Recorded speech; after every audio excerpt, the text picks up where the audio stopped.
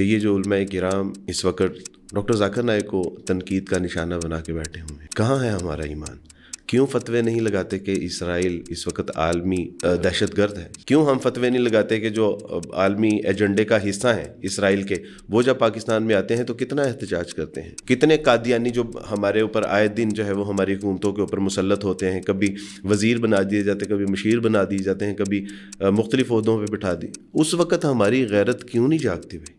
یہ صرف اسی وقت ہی ہماری غیرت جاگتی ہے جو کہ مسلمانوں کو توڑنے کا ہے، مسلمانوں کو جوڑنے کا جب وقت ہوتا ہے تب ہم کہاں پہ ہیں؟ ایک طبقہ ہے جو تنقید کر رہے ہیں ان کی آمد کے حوالے سے، یہ تنقید کیوں ہو رہی ہے؟ وجہ اسباب؟ اگر آپ بات کرتے ہیں کہ فقہی اختلافات کی، تو پہلے پھر دیکھ لیا جائے کہ کیا یہ اختلاف صرف ڈاکٹر صاحب کے ساتھ ہی ہے یا آپس کا بھی ہے۔ اگر ان کے آپس کے علماء کا بھی ان مسائل میں اختلاف ہے اور ان کا خود اپنے بزرگوں سے بھی اختلاف ہے، تو کیا انہوں نے اپنے بزرگوں کو چیلنج دیے ہیں؟ ہندوستان میں اگر دیکھیں، جیسے ڈاکٹر صاحب کو وہاں سے نکالا گیا تھا، وہاں کا جو طبقہ ہے وہ حرف تنقید کیوں بنا رہا ہے، جبکہ یہ تو پاکستان کا معاملہ ہے؟ یعنی عیسائی اس بات کا دعویٰ کریں کہ وہ ہم مناظرہ کرنا چاہتے ہیں، اس بات کی تو سمجھ آتی ہے، ان کا دعویٰ ہے کہ وہ عیسائیت کے جو ہے وہ مناظر ہیں، وہ ہندو مت کے مناظر ہیں، وہ یہودیت کے مناظر ہیں، عیسائیت کے مناظر ہیں، ایتھیسٹ کے مناظر ہیں، لیکن انہوں نے کبھی بھی اہل سنت والجماعت کے ساتھ مناظرے کا کبھی دعویٰ ہی نہیں کیا۔ اور میں اس موقع کو دیکھ بہت زیادہ میں ایکسائٹیڈ ہوا کہ جب حرمین کے امام اپنا ہاتھ شیخ ڈاکٹر ذاکر نائک کے ہاتھ میں دے کر کہہ رہے ہیں کہ میں بس یہ گواہی ڈلوانا چاہتا ہوں کہ میں بھی آپ کے ساتھ دین کا داعی ہوں۔ ناظرین کرام، نہد کے پلیٹ فارم سے ایک مرتبہ پھر میں ہوں ڈاکٹر صلاح الدین، آپ کی خدمت میں ہم حاضر ہیں ایک ایسی شخصیت کے حوالے سے گفتگو کرنے کے لیے کہ جن کی اپنی زندگی اسلام کے حوالے سے بہت شاندار خدمات پر مبنی ہے۔ ان کے کئی ریکارڈز ہیں جو ابھی تک ٹوٹنے کی تو میں بات نہیں کرتا ہوں، لیکن ان کو میچ کرنا، ان تک پہنچنا بھی بڑی بات ہے۔ مہمان نوازی اور ان کی آمد، میں بات کر رہا ہوں ڈاکٹر ذاکر نائک حافظہ اللہ تعالیٰ کی پاکستان آمد کے حوالے سے، اور آج اس سلسلے میں گفتگو کرنے کے لیے ہمارے ساتھ اسٹوڈیو میں موجود ہیں محترم جناب عبدالوارث گل بھائی۔ سر، بہت شکریہ آپ کی آمد اور تشریف آوری کا، اور اسی طرح مہمان نوازی کے آداب ہم جانیں گے اور شخصیت کے مختلف پہلوؤں پر بحث کریں گے۔ استاد محترم جناب مفتی عتیق الرحمن الوی صاحب حافظہ اللہ تعالیٰ، سر بہت شکریہ آپ کی تشریف آوری کا، وقت دینے کا۔ تو ہم سب سے پہلے جانیں گے محترم عبدالوارث گل بھائی سے، ماشاءاللہ بین المذاہب آپ کی خدمات بھی ہیں، آپ جانتے بھی ہیں، اور ڈاکٹر صاحب کی بھی شہرت جو ہے وہ اسی حوالے سے ہے۔ تو ڈاکٹر صاحب کا پاکستان آنا، آپ اس کو اور ان کی جو خدمات ہیں اس حوالے سے، کیا واقعی ٹرانسپیرنسی ہے، چیزیں ہیں، ویسے یہ پروپیگنڈے بھی ہیں جس طرح ڈاکٹر صاحب کی شخصیت کو لے کے کیا جا رہا ہے؟ تو میں چاہتا ہوں آپ اس پہ بات کیجیے۔ واقعہ یہ ہے کہ مختلف ممالک کے معزز اور مختلف اپنے یعنی فیلڈ کے ماہرین کو مدعو کرتے رہتے ہیں، یہ کوئی ایسی عام بات نہیں۔ بالکل ٹھیک ہے۔ ڈاکٹر ذاکر نائک کے ساتھ جو ہمارا ایک تعلق ہے وہ ایک دینی تعلق ہے، اور ان کی جو ایکسپرٹیز ہیں، جس طرح آپ نے تمہید میں بیان کیا کہ دور دور تک ان کا جو ہے کوئی مثل موجود نہیں ہے، تو میں سمجھتا ہوں کہ پاکستان ان کی آمد جو ہے وہ خوشائن بھی ہے، اور جو لوگ دعوت کے میدان میں کام کر رہے ہیں ان کے لیے حوصلہ افزا بھی ہے۔ اور میں تو اس کو یعنی بڑی خندہ پیشانی اور کشادگی کے ساتھ دیکھ رہا تھا کہ پاکستان میں جو دعوت کا کام ہے اس کو فروغ ملے گا۔ جیسے کہ آپ جانتے ہیں کہ پاکستان میں بالخصوص غیر مسلموں میں دعوت و تبلیغ کا کام تو تقریباً مفقود کا شکار ہے، نہ ہونے کے برابر ہے۔ میں تو سمجھتا ہوں کہ یعنی میں وہ شخص ہوں کہ جس نے زمانہ عیسائیت میں ڈاکٹر ذاکر نائک کو سنا ہے، اس سے فائدہ اٹھایا، اور میرے اسلام قبول کرنے میں کسی درجے ان کی تقاریر کا حصہ ہے۔ دوسرا یہ کہ یعنی جو میں دعوت کے میدان میں ہوں، تو میں ڈاکٹر ذاکر نائک سے ذاتی طور پہ متاثر ہوا کہ غیر مسلموں میں کام تو کرنا ہی ہے، لیکن کس طرح کرنا ہے، تو ان کی تحریریں اور تقریریں بہت معاون ثابت ہوئی۔ تو جب وہ ہندوستان میں کام کر رہے تھے، ہم تب یعنی ان سے مستفید ہو کے جو ہے وہ اسلام قبول کیا، اسلام قبول کرنے کے بعد اس دعوت کے میدان میں ہم کام کر رہے ہیں۔ تو آپ تصور کیجئے کہ جب وہ خود پاکستان آئیں گے تو کیا پاکستان کے دعوتی حلقوں میں جو ہے وہ فائدہ نہیں ہوگا؟ تو میں اس کو بہت خوش آئند سمجھتا ہوں کہ ان کا دورہ پاکستان میں انشاءاللہ بہت مفید ہوگا۔ مفتی صاحب یہ بتائیے گا کہ ایک مہمان ہے اب چل کے آ رہا ہے، کلمہ گو بھائی بھی ہے، اور اللہ نے اتنا شرف بخشا ہے کہ 4 سال کا جو ایک ریسرچ وہ بتایا ہے الجزیرہ نے اپنی رپورٹ کے اندر کہ 4 سال کی جو اسٹرگل ہے ان کی، اس کے اندر 11 لاکھ یعنی 1.1 ملین مسلم، اور یہ وہ ہیں جو ماشاء اللہ سے یہ نوٹ مطلب وہ ہیں منظر عام پہ ہیں، یا جو ریکارڈ کا حصہ ہیں، جو بتائے نہیں گئے یا جو پتہ نہیں ہے، یا جنہوں نے خود متاثر ہو کے اسلام قبول کیا، وہ تعداد اس کے علاوہ ہے۔ اب ایک ایسی شخصیت مہمان کے طور پہ ہمارے گھر آ رہی ہے۔ پاکستان ہم کہتے ہیں اسلام کا قلعہ ہے، اور اسلام کے قلعے کے اندر اگر اسلام کا جھنڈا علم اٹھائے ہوئے ایک بندہ انٹر ہوتا ہے تو اس کو کس انداز سے ہمیں خوش آمدید کہنا ہے؟ میں تو یہ سمجھ رہا ہوں کہ یہ کام کرنے میں تاخیر ہو چکی ہے۔ جیسے ہی ڈاکٹر صاحب کو ان کی ان خدمات کی بدولت ملک بدر کیا گیا تھا، تو اس قلعے کو چاہیے تھا کہ سب سے پہلے یہ آفر کرتا اور ان کو مستقل یہاں پناہ ملتی۔ لیکن چلیں، اگر دیر آئے درست آئے، اگر اب بھی آ رہے ہیں تو ہمیں ہر ممکن طریقے کے ساتھ اور اسلامی تمام روایات کو برقرار رکھتے ہوئے ان کا پرتپاک استقبال ہونا چاہیے، اور ان کے بڑے بڑے یہ اجتماع ہونے چاہیے، اور میں سمجھتا ہوں کہ یہ ہر سال کی بنیاد پر ہونے چاہیے۔ صحیح۔ اور مستقل ان کے ایسے لیکچر ہونے چاہیے کہ جتنے شکوک و شبہات اور لوگوں کے ذہنوں میں معاملات ہیں تو ان کو ان کے سامنے رکھنا چاہیے اور کلیئر کرنا چاہیے۔ ان کی مثل ہمارے سامنے نہیں ہے کہ جو اپنے معاملات میں اور اپنے جاننے والے مذاہب کے اندر جس قدر رسوخ رکھتے ہیں، تو اس جیسا انسان ہمارے سامنے نہیں ہے۔ تو ہمیں تو ہر طریقے سے اور ہر کام چھوڑ کر ان کے استقبال کے لیے نکلنا چاہیے، اور ان کے ساتھ محبت کا اظہار کرنا چاہیے۔ اور ہم نے عزت کیا دینی ہے؟ اللہ تعالیٰ ہی عزت دے رہے ہیں اور ان کو دی ہوئی ہے۔ بس یہ ہے کہ ہم ان کے ساتھ ہمدردی کا اظہار کریں، اور اگر ہم آج محبت کا اظہار کریں گے، ہم دعوت و تبلیغ میں اس مقام پر تو نہیں پہنچ پائے، لیکن ہماری اگر سچی محبت ہوئی تو روز قیامت ان کا ساتھ مل جائے گا۔ اور میں اس موقع کو دیکھ کر بہت زیادہ میں ایکسائٹیڈ ہوا کہ جب حرمین کے امام اور بیت الحرام کے امام اپنا ہاتھ شیخ ڈاکٹر ذاکر نائک کے ہاتھ میں دے کر کہہ رہے ہیں کہ میں بس یہ گواہی ڈلوانا چاہتا ہوں کہ میں بھی آپ کے ساتھ دین کا داعی ہوں، روز قیامت ہم اکٹھے ہو جائیں۔ ایک خانہ کعبے کا امام اپنا ہاتھ ان کے ہاتھ میں دے کر کہنا چاہتا ہے کہ ہمیں بھی اپنے ساتھ رکھیے گا۔ تو ہمیں تو ان کی آمد پر بہت زیادہ خوش ہونا چاہیے اور محبت کا اظہار کرنا چاہیے، اور یہ محبت روز قیامت ہمارے کام آئے گی، جہاں لاکھوں لوگ مسلمان ان کے ساتھ ہوں گے، تو شاید ہم بھی اس محبت کی وجہ سے انہی کے ساتھ کھڑے ہو جائیں۔ تو یہ ہمیں ضرور کرنا چاہیے۔ اب میں یہاں پہ یہ آپ سے جاننا چاہتا ہوں کہ ایک طبقہ ہے جو تنقید کر رہا ہے، ان کی آمد کے حوالے سے مختلف چیزیں ہمیں دیکھنے سننے پڑھنے کو مل رہی ہیں، جبکہ ڈاکٹر صاحب ماشاءاللہ جیسے انہوں نے کہا کہ پوری دنیا میں ایک عزت اور مقام اور شرف کی بات یہ ہے کہ امام کعبہ بھی ان کے ساتھ ہم قدم اپنے لیے ہونا سعادت سمجھ رہے ہیں۔ آپ اس تنقید کو کس نظر سے دیکھتے ہیں، اور یہ تنقید کیوں ہو رہی ہے؟ وجہ اسباب کیا ہے؟ دنیا میں ڈاکٹر ذاکر نائک کے اوپر سب سے زیادہ جو کانے ہیں، جو تنقید کرنے والے ہیں، جو ان سے نفرت کرنے والے ہیں، وہ ہندو ہیں۔ ٹھیک ہے، ہندوستان کے، یعنی جو مذہبی طبقہ ہے ہندوؤں کا، مذہبی شدت سب سے زیادہ تکلیف ڈاکٹر ذاکر نائک کو، یا سب سے زیادہ جو مسائل ہیں وہ ان کو ہیں۔ اس کے بعد سیکولر لبرل طبقے کو، ساتھ ہی جو ایتھیسٹ ہیں ان کو ان سے مسائل ہیں، اس کے علاوہ عیسائیوں کو ان سے مسائل ہیں۔ اس کے بعد یعنی آپ دیکھیے کہ ہندو ہیں، لبرل ہیں، ایتھیسٹ ہیں، سیکولرز ہیں، عیسائی ہیں۔ تو مجھے یہ سمجھ نہیں آتی، سچی بات ہے کہ میری روح کانپ جاتی ہے جب میں یہ سوچتا ہوں کہ ہم کن تنقید کرنے والوں میں اپنا شمار کر رہے ہیں۔ یعنی ہمارے مسلمان جب ڈاکٹر ذاکر نائک پہ تنقید کرتے ہیں، میں اس بات سے اتفاق کرتا ہوں کہ ان کو فقہی مسائل میں نہیں پڑھنا چاہیے، اور ان کے ساتھ مسلمانوں کے جو یعنی ایک تنقید کا ایک سبب ہے، اس میں بنیادی طور پہ یہی ہے کہ وہ مسائل بیان کرتے ہیں۔ تو ہم یہ ذرا اپنا جائزہ لیں صلاح الدین بھائی کہ ہم اپنا شمار کن لوگوں کے ساتھ کر رہے ہیں۔ اس وقت آپ کو پتہ ہے کہ جب سے تنقید اور بائیکاٹ کی خبریں شروع ہوئی ہیں، آپ کے پاکستان کا سب سے جو خوش ہونے والا طبقہ ہے وہ کون ہے؟ عیسائی ہیں، اس کے بعد لبرلز اور سیکولرز ہیں، اور اس کے بعد ایتھیسٹ ہیں جو بہت کم تعداد میں ہیں۔ یعنی میں یہ سمجھنا چاہ رہا ہوں آپ کے جملے کو لے کے کہ مسلمان تنقید کر رہا ہے ایک مسلمان کی آمد پر، اور اس تنقید کا جو بینیفیشری ہے وہ عیسائی ہے. عیسائی ہے، یعنی ظاہر ہے کہ آپ جب جی ہندو ہیں، لبرل ہیں، سیکولرز ہیں، ایتھسٹ ہیں، تو ہم کن لوگوں کا یعنی جو ہے وہ حصہ بن رہے ہیں، یعنی کس کی کن مخالفت کے لسٹ میں آپ دیکھیں نا کن کے. اور ہماری روایات کیا ہیں؟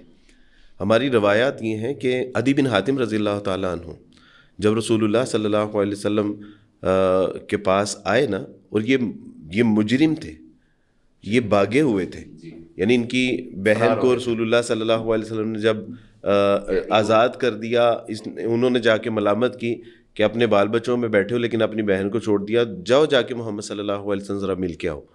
تو دیکھنا تو آتا ہے کہ جب رسول اللہ صلی اللہ علیہ وسلم نے دیکھا تو پوچھا کون ہے، تو بتایا گیا کہ یہ عدی بن حاتم ہے. تو آپ علیہ الصلوۃ والسلام نے اس کا بڑے اچھے سے استقبال کیا. اب یہ کون ہے جو فرار ہوئے تھے، یعنی بعد میں اللہ تعالیٰ نے ان کو اسلام قبول کرنے کی توفیق عطا فرما دی. تو آپ دیکھیں کہ ہماری روایات یہ ہیں کہ ثمامہ بن اوسال رضی اللہ تعالیٰ عنہ جو رسول اللہ صلی اللہ علیہ وسلم کو قتل کرنے کی نیت سے آتے ہیں اور مسجد میں باندھ دیے جاتے ہیں. رسول اللہ صلی اللہ علیہ وسلم پوچھتے ہیں تو یعنی غصہ ہوتے ہیں کہ محمد اگر مجھے چھوڑ دو گے تو میں بھی احسان کرنے والا ہوں، اور اگر مجھے کچھ نقصان پہنچا تو حدیث کا مفہوم ہے کہ پھر میرا قبیلہ آپ سے بدلہ لے لے گا. لیکن آپ علیہ السلام نے کیا فرمایا؟ ثمامہ کو پانی پلاؤ. دوسرے دن کہا ثمامہ کو کھانا کھلاؤ، ثمامہ کو دودھ پلاؤ، اور دوسرے تیسرے دن حدیث کا مفہوم ہے کہ آپ علیہ السلام نے فرمایا کہ ثمامہ کو جانے دو. اور ثمامہ کہتے ہیں کہ میں جا گھر کی طرف رہا تھا لیکن دل میرا رسول اللہ. یہ ہماری دشمنوں کے ساتھ روایات کا یعنی ایک تاریخ ہے. تو آپ دیکھیے صلاح الدین ایوبی رحمۃ اللہ علیہ جب رچرڈ شیر دل کے ساتھ جو ہے وہ مقابلہ ہوتا ہے اور 1 مہینے تک وہ جنگ جاری رہتی ہے، جب صلیبیوں نے جو ہے وہ مسجد الاقصیٰ کے اوپر حملہ کیا، 1 مہینے تک جنگ جاری رہتی ہے اور وہ بیمار ہو جاتا ہے.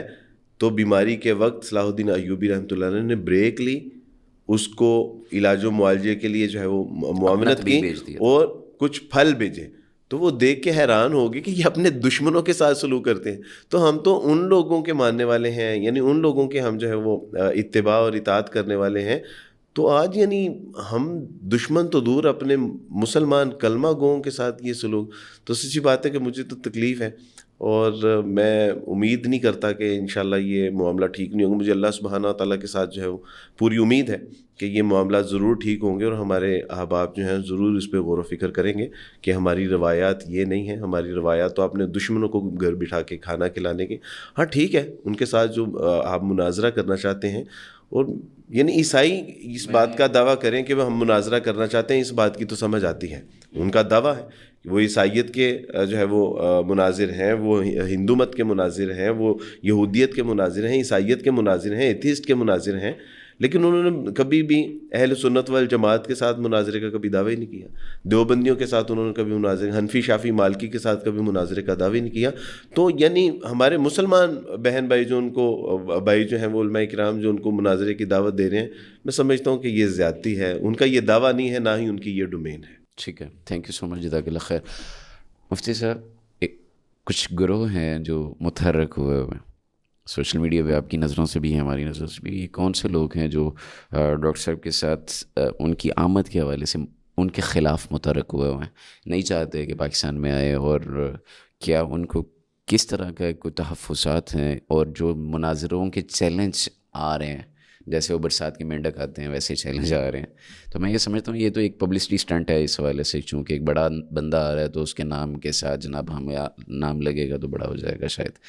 لیکن واللہ متم نورہ ولو کرہ الکافرون، مجھے تو یہی سمجھ آتا ہے. تو آپ اس پہ ذرا روشنی ڈالیں. ہمیں ایسا نہیں کرنا چاہیے، اور جو کر رہے ہیں ان سے پہلے یہ پوچھ لیا جائے کہ کیا ڈاکٹر صاحب نے کبھی بھی آپ کو یا مسالک کو ٹچ کیا ہے. اگر آپ بات کرتے ہیں کہ فقہی اختلافات کی، تو پہلے پھر دیکھ لیا جائے کہ کیا یہ اختلاف صرف ڈاکٹر صاحب کے ساتھ ہی ہے یا آپس کا بھی ہے. ٹھیک ہے، اگر ان کے آپس کے علماء کا بھی ان مسائل میں اختلاف ہے اور ان کا خود اپنے بزرگوں سے بھی اختلاف ہے، تو کیا انہوں نے اپنے بزرگوں کو چیلنج دیے ہیں؟ کیا اپنے بزرگوں سے بات چیت کر لی ہے؟ کیا اپنے اس مسلک کے ہی جو 2-3 افراد ان کے آپس میں اختلافات ہیں، کیا ان کو انہوں نے پورا کر لیا ہے؟ تو قطعاً ایسا نہیں ہے. دیکھیں اختلاف کس جگہ پہ نہیں ہے. آپ دیکھیں چاروں ائمہ کو یہ ہمارے بھائی برحق مانتے ہیں، تو چاروں اماموں میں کیا اختلاف نہیں ہے؟ اور کیا انہوں نے پھر آپس میں اس طرح مناظرے کیے؟ ایسا نہیں ہے۔ اور پھر یہ فقہ حنفی کے فالور جو ہیں امام ابو حنیفہ رحمہ اللہ کے ماننے والے، تو کیا امام ابو حنیفہ رحمہ اللہ اور ان کے شاگردوں کا آپس میں، استاد شاگرد کا فقہی مسائل میں اختلاف نہیں ہے؟ اور پھر شاگردوں کا آپس میں، شاگردوں کا آپس میں اختلاف نہیں ہے؟ تو یہ فقہی مسائل میں اختلاف اور فروعی مسائل میں اختلافات تو ہر جگہ پر ہیں، اور ان کے اپنے مسالک میں، اپنی مساجد میں، حتیٰ کہ ان بھائیوں کے اندر بھی ہیں۔ تو اس کے اوپر اتنی لیدے کرنا، میرا خیال ہے یہ صرف مشہوری پروگرام کا ہے، اس کے علاوہ کچھ نہیں ہے۔ تو اگر یہ اپنی بات میں برحق ہیں، صادق ہیں، تو پھر اس سے پہلے ہونا یہ چاہیے کہ فروعی مسائل کے بجائے پہلے عقیدے کے مسائل میں بات ہونی چاہیے، اور بہتر یہی ہے کہ مہمان کے بجائے جو یہاں آپ کو ہر وقت اویلیبل ہیں، مستقل ہیں، ان کے ساتھ پھر یہ بات طے کر لیجیے، کیونکہ مہمان تو ایک شیڈول کے تحت آئیں گے اور وہ اپنے اس شیڈول کے تحت چلے جائیں گے، تو دوبارہ پھر یہ اپنے مسائل کن سے حل کروائیں گے؟ تو بہتر ہے کہ یہ ایسی بات نہ کریں، بلکہ مہمان کا احترام کریں، اور یہ تھوڑے سے اختلافات کو جگہ دینی چاہیے کہ کوئی بات نہیں، اختلاف تو ہوتے رہتے ہیں، لیکن اگر وہ ہر مسئلہ حل کرنا ہی چاہتے ہیں تو پھر بہتر ہے کہ جو قریب کے ہیں ان سے بیٹھ کر حل کر لیں۔ لی جا سکتی ہیں۔ بالکل، ہم حاضر ہیں۔ اچھا ڈاکٹر صاحب کی آمد پر چلیں، یہ تو ہم نے اپنا داخلی معاملہ جو ہے وہ ڈسکس کیا ہے۔ خارجی سطح پہ ہندوستان میں اگر دیکھیں، جیسے ڈاکٹر صاحب کو وہاں سے نکالا گیا تھا، تو وہاں کا جو طبقہ ہے وہ حرف تنقید کیوں بنا رہا ہے، جبکہ یہ تو پاکستان کا معاملہ ہے؟ پاکستان ظاہر ہے ان ساری چیز کو پاکستان میں جو اس وقت اختلافی ایک کیفیت بنی ہوئی ہے، یا جو تنقیدی اپنا ایک ماحول گرم ہوا پڑا ہے، اس پہ انڈین میڈیا کی جو ہے نا وہ خوشی دیکھنے والی ہے کہ وہ بتا رہا ہے کہ جی پاکستان میں بھی جو ہے وہ ڈاکٹر ذاکر نائک کو خاصی تنقید کا سامنا ہے، وہاں پہ بھی کچھ لوگ ایسے ہیں کہ جو ان کو ناپسند کرتے ہیں، تو ظاہر ہے ان کو تو یہ موقع چاہیے ہوتا ہے کہ پاکستان کے اوپر کسی نہ کسی طرح جو ہے وہ تنقید کی جا سکے۔ یعنی یہ وہ شخص ہے کہ جس نے 1965 میں یہ پیدا ہوتے ہیں، بامبے میڈیکل جو ہے وہ انسٹیٹیوٹ سے یہ MBBS کرتے ہیں، اور قابل ڈاکٹر تھے، یہ چاہتے تو لاکھوں کروڑوں روپے کما سکتے تھے، لیکن دین کے لیے اللہ سبحانہ تعالیٰ کی توفیق سے اپنے آپ کو وقف کر دیا، 11 لاکھ لوگوں کو مسلمان بننے کا ذریعہ بنے، کئی لوگوں کی ہدایت کا اللہ سبحانہ تعالیٰ کی توفیق سے ذریعہ بنے۔ تو اس وقت آپ دیکھیں کہ ان کو یہ لگتا تھا، ان کو پورا یقین تھا کہ اگر ڈاکٹر ذاکر نائک یہاں پر کچھ عرصہ اور رہے تو یہ تو پورے ہندوستان کے جو ہندوؤں کو لپیٹ کے لے جائیں گے۔ ان کی تکلیف دراصل یہ تھی کہ یہ شخص تو ہماری ہی کتابوں میں سے، ہماری مقدس شخصیات کے ذریعے سے ہی جو ہے وہ ہماری اصلاح کر رہا ہے، اور یہ سلسلہ اگر چلتا رہتا، اب دیکھیں کون سا ایسا دن ہے کہ ڈاکٹر ذاکر نائک کے پروگرام میں لوگ مسلمان نہیں ہو رہے تھے، تو ان کو خطرہ یہ تھا کہ یہ شخص تو جو ہے وہ بالکل سب کچھ لپیٹ کے لے جائے گا، اور یہ دوبارہ سے جو ہے وہ کہیں جو ہے وہ ہندوستان اسلام کا جو ہے وہ اسلامک اسٹیٹ نہ بن جائے۔ اور یہی معاملہ ابھی حال ہی میں آپ دیکھیے کہ کلیم صدیقی حافظہ اللہ کے ساتھ بھی انہوں نے یہی معاملہ کیا، ان کے ہاتھ میں بھی اللہ سبحانہ تعالیٰ کی توفیق سے لاکھوں لوگوں نے اسلام قبول کیا، اور ان کے اوپر بھی انہوں نے فارن فنڈنگ کا الزام لگا کے اور زبردستی قبول اسلام کا الزام لگا کے ان کو عمر قید کی سزا جو ہے وہ سنا کے تو اندر کر دیا۔ اب مجھے بتائیے کہ 950 سال یعنی قریب 1000 سال ہم نے ہندوستان کے اوپر حکومت کی ہے، 1000 سال میں کتنا خوبصورت موقع تھا ہمارے پاس اگر زبردستی کرنا، یعنی وہ جو زبردستی کر رہا ہے اس لیے کہ مجھے جنت ملے گی، کیا اس کو یہ نہیں پتا کہ لا اکراہ فی الدین، دین کا ایک بنیادی اصول ہے کہ زبردستی کوئی نہیں کی جائے گی، تو اس کو اس کی یعنی وعید کا نہیں پتا ہوگا۔ تو یہ اصل میں ہندوستان کو جو مسئلہ ہے وہ یہی ہے کہ ڈاکٹر ذاکر نائک کو بری طرح سے پوری دنیا میں فلاگ کیا جائے۔ ہونا تو یہ چاہیے تھا جس طرح مفتی صاحب نے فرمایا کہ پاکستان آفر کرتا، پاکستان کا قلعہ ہے، ڈاکٹر صاحب آپ یہاں پہ تشریف لائیے، لیکن ڈاکٹر صاحب نے 2020 میں آنے کا ارادہ کیا تھا، تب امید تھی کہ یہ ہندوستان واپس چلے جائیں گے، لیکن انہوں نے کہا کہ مجھے ISI کے ساتھ انہوں نے اٹیچ کر دینا تھا، اس لیے میں نہیں آیا، اور اس کے بعد جب اب پوری طرح سے یقین ہو گیا ہے کہ یعنی انہوں نے کینسلیشن کر دی ان کی نیشنلٹی کو، ان کے اثاثے سارے مجدمند کر دیے، اور اب جب ان کو پتہ چل گیا کہ اب واپسی، تو انہوں نے کہا کہ ٹھیک ہے پھر میں اپنے بھائیوں کے پاس جاتا ہوں۔ آپ دیکھیے سعودیہ نے نیشنلٹی ان کو جو ہے وہ آفر کی، اور آج آ کے پھر جو ہے وہ ملیشیا نے اللہ تعالیٰ کی توفیق سے نہ صرف ان کو جو ہے وہ نیشنلٹی دی، بلکہ ہندوستان کی حکومت کے ساتھ فائٹ بھی کر رہے ہیں وہ کہ ہم ان کو جو ہے وہ کسی صورت میں نہیں دیں گے۔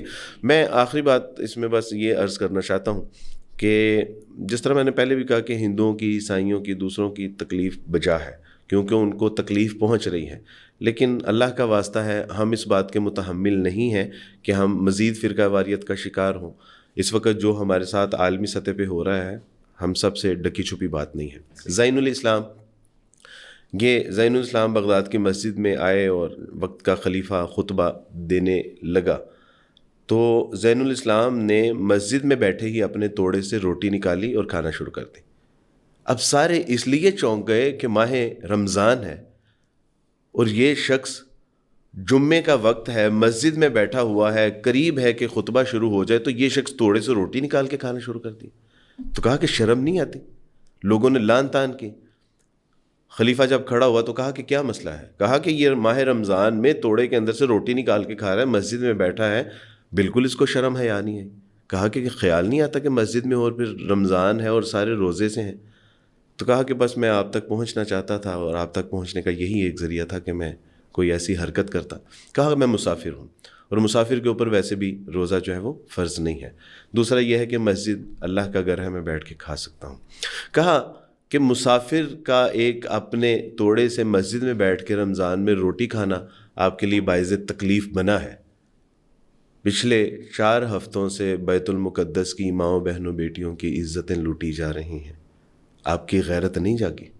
تب تو کسی کی غیرت نہیں جاگی، تب تو کسی کو تکلیف نہیں ہوئی۔ ایک مسافر کے روٹی کھانے پہ سب کے ایمان تازہ ہو گئے، آپ کے اندر کا مسلمان جاگ گیا ہے۔ پچھلے 4 ہفتے سے فلسطین کے اوپر جو ہے وہ مسلمانوں کے اوپر ظلم و ستم ڈھائے جا رہے ہیں، ان کی مائیں بہنیں بیٹیوں کی عزت لوٹی جا رہی، بچوں کو قتل کیا جا رہا ہے، بوڑھوں کو گھسیٹا جا رہا ہے، نوجوانوں کو روندا جا رہا ہے۔ کہاں ہے آپ کی شرم؟ میں بڑے درد دل کے ساتھ آپ کے سامنے یہ بات رکھنا چاہتا ہوں کہ یہ جو علماء کرام اس وقت ڈاکٹر ذاکر نائک کو تنقید کا نشانہ بنا کے بیٹھے ہوئے ہیں، کہاں ہے ہمارا ایمان؟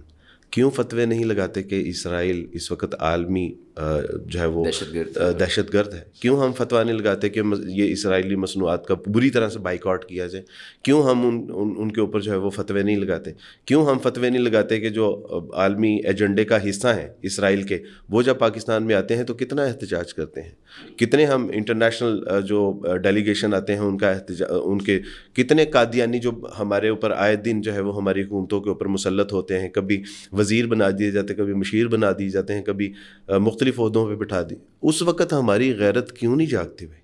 یہ صرف اسی وقت ہی ہماری غیرت جاگتی ہے جو کہ مسلمانوں کو توڑنے کا ہے۔ مسلمانوں کو جوڑنے کا جب وقت ہوتا ہے تب ہم کہاں پہ ہیں؟ مبارک ثانی کیس کتنی طوالت کا شکار ہے، کیوں یعنی ہم کیا اگر سارے مسلمان، کسی ایک فرقے کے مسلمان اگر سارے باہر آ جائیں تو کیا حکومت ایسا کوئی فیصلہ لے سکتی ہے کہ جو قرآن و سنت کے مخالف ہو؟ بالکل بھی نہیں لے سکتی۔ آپ کے سامنے کتنی مساجد میں جمعے ہو رہے ہیں قادیانیوں کے، کبھی کسی کی غیرت جاگی کہ ان کو جو آپ کی سیاسی عہدوں کے اوپر کتنے جو ہے وہ قادیانی بیٹھے ہوئے ہیں حساس پوزیشنز کے اوپر، میں نام نہیں لے سکتا، لیکن کیا ہم نہیں جانتے کہ حکومتی اداروں میں جو ہے وہ اعلیٰ سطحوں پہ اعلیٰ عہدوں کے اوپر جو ہے وہ قادیانی؟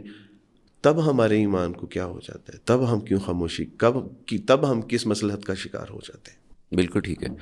اچھا مفتی صاحب، بہت خوبصورت انداز میں ہمارے دل کو تھوڑا سا جھنجھوڑنے کی کوشش کی ہے، صحیح کی ہے، لیکن میں یہاں پہ ایک ٹیکنیکل بات سمجھنا چاہتا ہوں اور ہمارے ناظرین کے لیے بھی انشاءاللہ یہ بڑی مفید ہوگی، اور وہ یہ ہے کہ ڈاکٹر صاحب کا ڈومین جو ہے ڈاکٹر ذاکر نائک حفظہ اللہ کا، وہ تو غیر مسلم و ایتھیسٹ اور تقابل ادیان ہے، ان کے ساتھ مناظر ہیں۔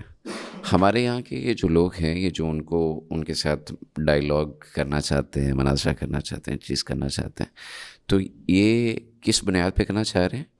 فقہی معاملات کے اندر ڈاکٹر صاحب کا کیا کوئی فلاء موجود ہے اس طرح کا جس کے اوپر انہیں حرف تنقید بنایا جا سکتا ہے، یا ان کا جو سٹانس ہے وہ ٹھیک ہے؟ آپ اس کو کس نظر سے دیکھتے ہیں؟ آپ ذرا قرآن و سنت کی روشنی میں اس پہ بات کیجیے۔ دیکھیں جی، فقہی معاملات کے اندر سب سے پہلے تو میں ڈاکٹر صاحب سے ہی ادباً گزارش کرنا چاہتا ہوں اگر میری آواز پہنچ جائے تو، کہ ڈاکٹر صاحب کا جو ڈومین ہے وہ بہت اعلیٰ ہے اور وہ مذاہب کا ہے، اور وہ اپنے اس ڈومین میں ہی رہ کر بات کریں تو ان کے لیے بھی، عوام کے لیے بھی، لوگوں کے لیے بھی زیادہ فائدہ مند ہے۔ جیسے کوئی بھی دل کا ڈاکٹر ہے تو اگر وہ ہڈی جوڑ میں آئے گا تو کچھ نہ کچھ تو کمی کوتاہی رہ جائے گی۔ تو ڈاکٹر صاحب اگر اپنے مذاہب کے معاملات میں ہی رہیں تو یہ سب سے بہتر ہے۔ باقی فقہی مسائل میں اختلاف ہمارا بھی ڈاکٹر صاحب کے ساتھ ہو سکتا ہے اور کچھ مسائل میں ہے بھی ہے، لیکن یہ ہے کہ بہت سارے مسائل میں ان کی رائے کتاب و سنت کے مطابق ہے، فقہی مسائل میں بھی، لیکن چونکہ وہ فقہی مسائل میں ان کے مطابق نہیں ہے تو اس وجہ سے یہ بات کرتے ہیں۔ تو یہ بات اس حد تک تو درست ہے کہ ڈاکٹر صاحب نے جو ڈومین چنی ہوئی ہے وہ بہت اعلیٰ ہے اور وہ اس کے اوپر ان کی پوری گرفت بھی ہے، تو اگر وہ اسی پر ہی کاربند رہیں تو یہ ان کے لیے مزید اچھے نتائج ثابت کرے گی اور مزید ان کے حق میں بھی بہتر اور عوام الناس کے حق میں بھی بہتر ہوگا، اور یہ جو انتشار کی ایک فضا قائم ہے یہ بھی خود بخود ہی دب جائے گی کیونکہ وہ بات ہی نہیں کریں گے۔ تو باقی فقہی مسائل میں کچھ نہ کچھ مسائل میں اختلاف تو ہمارا ہے ان کے ساتھ، اور لیکن یہ کوئی ایسا نہیں ہے۔ دیکھیں ہمارے ہاں فقہی مسائل کو، فروعی مسائل کو عقیدے کے مسائل سے بڑھا دیا جاتا ہے اور اصل مسائل سے بڑا کر دیا جاتا ہے۔ جب ایک بندہ مسلمان ہے تو بس ٹھیک ہے، اس کے اندر فقہی اگر اختلافات ہیں تو کوئی مسئلے والی بات نہیں ہے۔ جیسے کہ میں نے پہلے بھی کہا، یہ فقہی مسائل تو چاروں اماموں کے درمیان میں ہی ہے، فقہی مسائل تو ایک امام اور ان کے شاگردوں کے درمیان بھی ہیں اور پھر ان کے شاگردوں کے آپس میں بھی ہیں، اور اب بھی جو فرقے بنے ہوئے ہیں ہر ایک فرقے کے اندر ان کے آپس کے علماء کا بھی اختلاف ہے، تو کبھی بھی کسی کو دوسرے کو کوئی تانے نہیں دیتا، تو ہمیں تانے نہیں دینے چاہیے۔ لیکن ڈاکٹر صاحب اگر یہ کام کر لیں کہ صرف مذاہب کے پر ہی رہیں تو یہ سونے پر سہاگا ہو جائے گا، تو یہ ان کے حق میں زیادہ بہتر ہوگا۔ مزید اس میں میں ایک گزارش عرض کرنا چاہتا ہوں، اور وہ یہ ہے کہ ڈاکٹر صاحب کو تقریباً تمام مکاتبہ فکر کے علماء کرام نے بہت اچھے سے جو ہے وہ یہ گزارشات پیش کی ہیں کہ آپ فقہی مسائل کو بیان نہ کیا کریں، اور آپ نے دیکھا ہوگا کہ پچھلے کچھ سالوں سے ڈاکٹر صاحب اس میں بہت محتاط ہیں، بالکل، یہاں تک کہ حال ہی میں جو نادر علی کے ساتھ پوڈ کاسٹ ہوا ہے اس میں بھی ڈاکٹر صاحب بہت محتاط نظر آئے ہیں۔ اچھا، یہ وہ چیزیں تھیں جو ماضی میں ہوئی تھیں، اور اس ماضی میں جب یہ انہوں نے کچھ فقہی مسائل بیان کیے تو اس کے بعد یہ تنقید کا ان کو جو ہے وہ نشانہ بنایا گیا، لیکن اس کے بعد ڈاکٹر صاحب جو ہیں وہ بہت محتاط ہو گئے، اور یہ اب پرانی ہی چیزیں ہیں جن کو لے کے دوبارہ ہائی لائٹ کیا سلسلہ جو ہے وہ چل رہا ہے، لیکن ڈاکٹر صاحب بہرحال اس میں کافی محتاط ہوئے۔ ایک بات وہ یہ کہ میں چونکہ دعوت کے میدان میں ہوں، اور دعوت کے میدان میں آپ کے لیے بڑا ایک چیلنجنگ فیز آتا ہے جب ایک غیر مسلم آپ سے آپ کے دین کے بارے میں کوئی سوال کر لیتا ہے، اور جب آپ یہ کہیں کہ مجھے نہیں پتہ یا میں یہ فقہی مسئلہ ہے میں یہاں پہ یہ بیان نہیں کر سکتا، تو بہرحال آپ کے لیے بہت آپ کے دین کے حوالے سے ہو جاتی ہے، تو یہ ایک ہوتا ہے، اس کو I can understand about that, لیکن بہرحال ڈاکٹر صاحب نے اس میں جو ہے وہ کافی احتیاط کا مظاہرہ کیا بھی۔ بالکل صحیح۔ اچھا، مجھے لگے تو آپ دونوں سے ایک آخری سوال کرنا ہے، اور میں چاہتا ہوں آپ کلیکٹیولی اس کا جواب دے دیجیے گا کہ ڈاکٹر صاحب کی جو اب آمد ہے انشاءاللہ وہ تو ہوگی اور ہوتی رہنی ہے، کوئی کچھ کہے اس سے کوئی فرق نہیں پڑتا، کیونکہ ڈاکٹر صاحب کو کسی ایک گروہ نے نہیں بلایا، وہ اسٹیٹ کے گیسٹ ہیں، تو اسٹیٹ ان کی مہمان بھی ہے، میزبانی بھی کر رہی ہے، وہ مہمان ہے اسٹیٹ کے، تو ڈاکٹر صاحب کی جو آمد ہے اس کا ہم کیسے فائدہ لے سکتے ہیں؟ میرا خیال ہے کہ اس کے روحانی فائدے بھی ہیں، علمی فائدے بھی ہیں، اور وہ یہی ہیں کہ بھرپور طریقے سے جو ہے وہ ان کا استقبال کیا جائے، دعا کی جائے کہ اللہ سبحانہ تعالیٰ ہمیں ہر قسم کے جو ہے وہ شر سے محفوظ رکھیں، حادثات سے محفوظ رکھیں، وہ ہمارے مہمان ہیں، ان کی پوری طرح سے اللہ سبحانہ تعالیٰ حفاظت فرما سکیں۔ دوسرا یہ ہے کہ بھرپور طریقے سے جو ہے وہ ان کے لیکچرز وغیرہ میں شریک ہوا جا سکے، دھیان سے سنا جا سکے، اور یہ ہے کہ مختلف آرگنائزیشن جو کام کر رہی ہیں، چونکہ یہ لاکھوں کی تعداد میں مجمع ہونے ہیں، اس وقت ان کو والنٹیئرز کی ضرورت ہے، ان اداروں کے ساتھ جو ہے وہ بھرپور تعاون کیا جا سکے کہ کہاں کہاں پہ، اور اگر جو لوگ بڑے لیول پہ جو ہے وہ پروگرام آرگنائز کر سکتے ہیں میں سمجھتا ہوں کہ ان کو جو ہے وہ پروگرام خود آگے بڑھ کے کہنا چاہیے. ہمارا خود ایک ایونٹ ہے الحمدللہ، وہ اسپیسیفکلی فار نیو مسلم اور ان کے پیرنٹس کے لیے ہے. تو ہم نے وہ پرپوزل تو بھیجا ہوا ہے. تو ظاہر ہے ایسے جس طرح ہمیں لوگوں کی ضرورت ہے کہ ایز اے والنٹیئر ہمیں جوائن کریں، کیونکہ اس میں تو آپ کو سینکڑوں کی تعداد میں جو ہے وہ رضاکار درکار ہوتے ہیں. تو بالکل جو لاکھوں کی تعداد میں 10-10 لاکھ کے مجمع بھی ہوں گے یہاں پہ، تو ان آرگنائزیشنس کے ساتھ جو ہے وہ تعاون کیا جائے، ان کی معاونت کی جائے. تو میرا خیال ہے کہ اس طرح جو ہے وہ اس سے فائدہ بھی اٹھایا جا سکتا ہے. مفتی صاحب آپ بتائیے گا، آپ کا چونکہ تعلیم کا میدان بھی ہے اور تبلیغ کا بھی ہے، تو کیسے فائدہ لے سکتے ہیں؟ جی، ان باتوں کے ساتھ ساتھ یہ بھی ہے کہ آپ اپنے حلقہ احباب میں دیکھیں جن بھائیوں کے ذہن میں کچھ سوالات ہیں، کنفیوژن ہے، تو ان کو ساتھ لیں اور ان کو تیار کریں، وہ سوال کرنے کے لیے تیار ہوں. اور آپ ایسے افراد کو لے کر ان تمام اجتماعات میں پہنچیں اور ڈاکٹر صاحب کی بات سنائیں. وہاں خود بھی سوال کرنے کا موقع ملتا ہے اور بہت سارے سوالات کامن ہوتے ہیں اور لوگ دوسرے کر لیتے ہیں، تو سننے کے ساتھ بھی انسان کو فائدہ ہو جاتا ہے. اور یہ بات بھی ہے کہ بسا اوقات وہی جواب ہم دیتے ہیں لیکن ہماری شخصیت کا اور ڈاکٹر صاحب کی شخصیت کا فرق ہوتا ہے، بسا اوقات سمجھانے کا انداز کا فرق ہوتا ہے. تو جتنے ہمارے دوست احباب ہیں، خصوصاً دوسرے مذاہب کے ہیں یا لبرل ہیں یا سیکولر ہیں یا دوسرے ہیں، تو ان کو لے کر وہاں پہنچنا چاہیے کہ آپ بات سنیں. تو سننے کے ساتھ انشاءاللہ کافی زیادہ فائدہ ہوگا اور ہمیں وہاں یہ شرکت ضرور کرنی چاہیے. بالکل ٹھیک ہے. ناظرین کرام، آج کی یہ گفتگو آپ کے گوش گزار ہے اور ڈاکٹر صاحب کا جو شیڈیول ہے وہ آپ کی اسکرین پہ آپ کو نظر آ رہا ہوگا. اور میں آپ سے یہی گزارش کرنا چاہتا ہوں کہ ایسے جتنے بھی کویسچن ہیں یا دماغ میں سوالات اٹھ رہے ہوں، آپ ان کے وہ جو محفل ہے اس کو اٹینڈ کریں گے، آپ ان کی جو تقریر ہے، جو اسپیچ ہے، اور اس میں آنسر کویسچن کا جو سیشن ہے، اگر آپ اس کو اٹینڈ کر لیں گے تو پاسبل جتنے بھی آنسر کویسچنس ہوتے ہیں ان کے آنسرز آپ کو مل جائیں گے، جوابات آپ کو مل جائیں گے. میں بھی کہ آپ کا سوال ہے کر کوئی اور دے، اور اگر ایسا نہیں ہے تو آپ کیوں میں لگ سکتے ہیں، لائن میں لگ سکتے ہیں، سوال کریں اور اپنے دماغ کو کلیئر کریں. کیونکہ جب تک عقیدہ کلیئر نہ ہو، جب تک اللہ پر ایمان کلیئر نہیں، محمد صلی اللہ علیہ وسلم کی جو آپ کا انتخاب ہے، اللہ نے جو کیا ہے رحمت للعالمین کے ساتھ ساتھ خاتم المرسلین کے حوالے سے، جب تک وہ کلیئر نہیں ہے جنت نہیں ملے گی، نجات نہیں ملے گی. اپنا بہت سا خیال رکھیے گا. اپنے میزبان کو اجازت دیجیے، انشاءاللہ ملاقات ہوگی. السلام علیکم ورحمۃ اللہ وبرکاتہ.